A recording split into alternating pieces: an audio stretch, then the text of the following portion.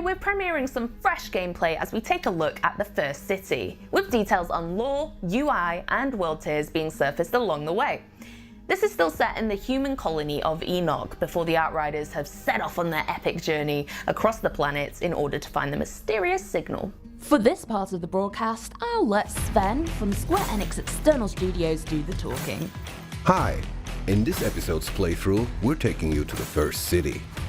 It's the first human colony in Enoch, established by the ECA shortly after their arrival. The huge structure in the background is actually one of the engines of the SM Flores, the massive spaceship you and the rest of humanity used to travel from Earth to Enoch. It was brought down to the surface of the planet to serve as a temporary power source for the colony. But when the first big anomaly storm hit the first city, the engine was damaged and at the risk of a meltdown. And after a few months of initial panic and chaos, that's exactly what happened. The engine's nuclear reactor exploded, blanketing many areas with heavy radiation. With the city having lost its main source of energy, and most of the water and food becoming unsafe to consume, many perished in the aftermath. After the anomaly storms, riots, and decades of war, both inner city and the slums surrounding it have long been abandoned by the authority and most of its inhabitants. This is hostile territory now, and many of them roam around, trying to scavenge for scraps while navigating through the pockets of radiation and monster nests. Our mission here is to find and obtain an old truck, which belongs to an important ECA scientist called Zahidi. Zahidi claims something on this truck holds invaluable information about the anomaly and the mysterious signal. For now, we only faced humanoid enemies on our path. But the first city will introduce us to a new threat, the Perforo. Like most of the monstrous creatures seen on Enoch, the Perforo was a pre-existing species that rapidly evolved by the corruption of the anomaly. And it was one of the first hostile creatures that attacked the colony in its early years. One thing is certain though, their strength is in numbers. Even a battle-hardened Outriders often left with only one option when facing the swarm: run. Let's join our pyromancer Nova and see what she's up to on her mission to find Zahidi's truck.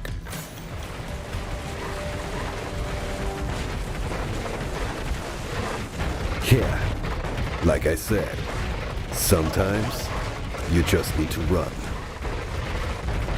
But not for long.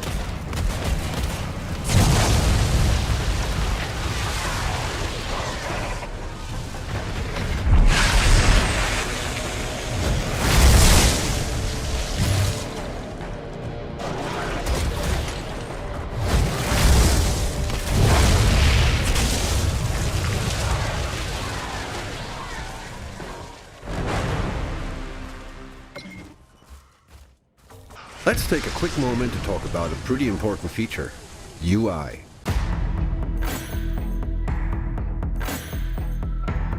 We know that screen real estate is important to shooter fans. There's a lot of information that needs to be delivered, and players have various preferences in terms of the hierarchy of information. We're conscious that different people want different things from an RPG shooter. Some people like seeing everything, from damage, numbers, quest trackers to life bars and more, while others might want a more pure shooter experience. Everyone falls in different places on that spectrum, so we made sure to include options to customize your UI experience however you like. Let's see if I can clear up my screen a little. I really want to take in the view today, so I'm changing my HUD to a more minimal shooter style UI. Let's return to our pyromancer Nova now. She made good progress through the ruins of First City and is now heading towards a giant drawbridge.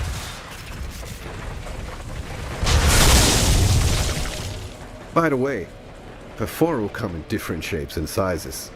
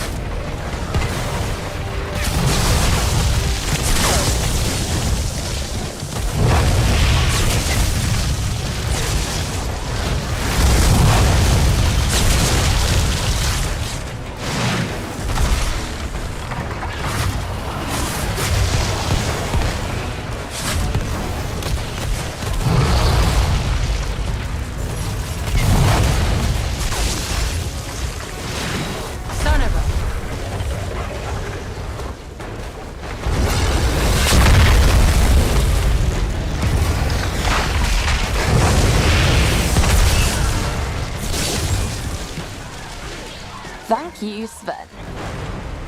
Let's take a moment to talk about dynamic difficulty settings in Outriders. Outriders has a flexible difficulty system called world tiers that allows you to fine-tune your difficulty setting at your leisure. This means that the game will organically find the right challenging difficulty for you, even if you're a skilled and maxed out player absolutely chewing through the battlefield with fully optimized gear. The idea behind world tiers is that you can make Outriders either a just here for the story game or a true hell on Enoch experience. It is totally up to you. Generally speaking, higher world tiers are more difficult as they increase enemy stats such as damage, armor, health, and enemy level. However, you will also gain more rewards, get better loot drops, and unlock more accolades. You'll start on World Tier 1 and scale up as you play the game, depending on your performance. When you eventually get up to the higher world tiers, you will get to a point where you will need to optimize your gear and build accordingly in order to continue to progress. Let's pull up the World Tier menu here and have a closer look. As you can see, world tiers can be manually adjusted on the fly, depending on how you're currently doing. You'll gain experience in combat towards unlocking the next world tier, should you be playing on the highest world tier possible for your character. This experience is separate from the character level but is accumulated much in the same way. Experience from quests doesn't contribute to world tier experience, but quest combat does. Where is he? Inside the bunker up the hill. Here's the kicker though. Whenever you die, you will lose a percentage of world tier advancement. This prevents you from accidentally stepping up to even more difficult world tiers should you be struggling on the current one. You really need to earn your spurs here. Each newly unlocked world tier will also reward you with either a resource or a new rare, epic, or legendary weapon, and in some cases, both. Higher world tiers will enable loot to drop that is actually of a higher level than the player themselves. This starts at World Tier 4 and scales till World Tier 15. At the same time, playing on these same world tiers will allow the player to wear gear that is higher than their level while they are in that world tier. One final note on difficulty. The difficulty of the game and enemies will also be impacted by the amount of players in the game. This will ensure that the game remains challenging while playing in groups with friends, but it isn't punishing to the point of not being fun when playing solo. For now, things were a little on the easy side for us back there, so let's crank things up a gear. Thanks, Lucy. Nova likes her enemies tough, so yeah, bring it on. One of the things we've been super mindful of during development is how all that background and exposition is delivered. We know that one of the pains of this genre is having to work to consume story. We don't want our lore to be a chore or an obstacle to immersion. So we've ensured that everything is on the disc and in the game itself. While exploration and talking to NPCs will deliver additional context and background, BIOS, backstories and lore are unlocked as you play, and can then be pulled from the menu at any time. So, say for example you want to learn about the first city and the initial colonization of Enoch, you can check it out right here.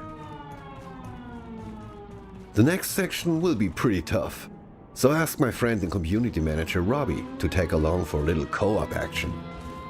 He's sporting a badass trickster in a complete legendary gear set. Now let's do some real damage. We have a truck to find.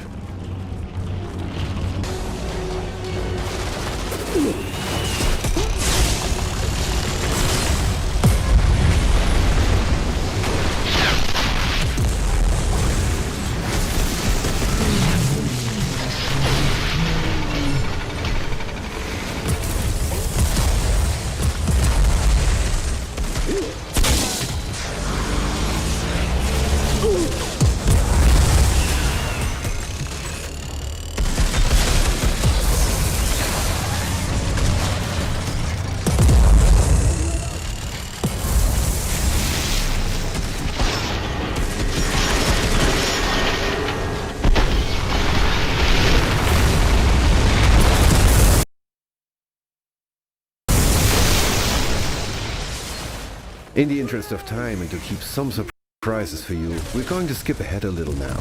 Let's join the final minutes of the brutal finale against the portal-wielding captain.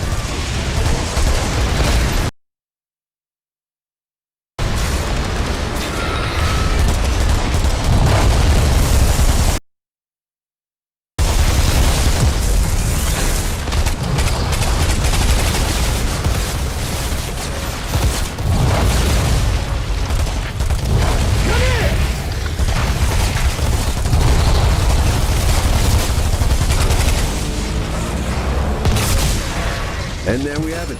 The captain left us a nice piece of armor. And yeah, a couple of limbs too.